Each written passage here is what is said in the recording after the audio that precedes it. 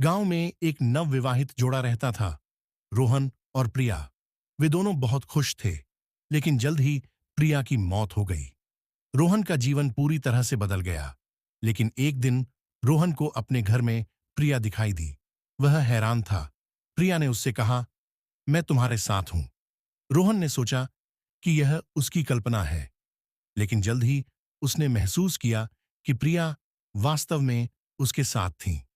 रोहन ने प्रिया से पूछा, तुम कैसे जीवित हो? प्रिया ने जवाब दिया, मैं तुम्हारे प्यार के कारण जीवित हूं।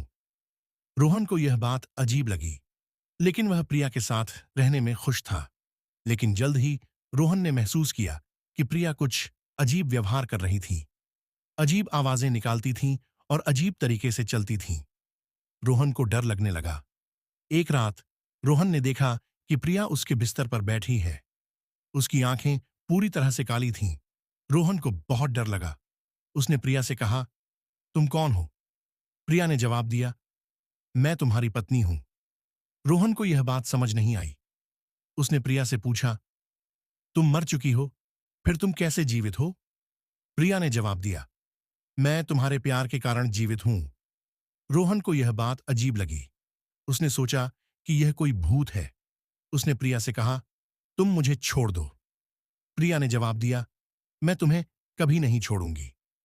रोहन को बहुत डर लगा। उसने घर छोड़ दिया और कभी वापस नहीं आया। लेकिन उसने हमेशा महसूस किया कि प्रिया उसके साथ है।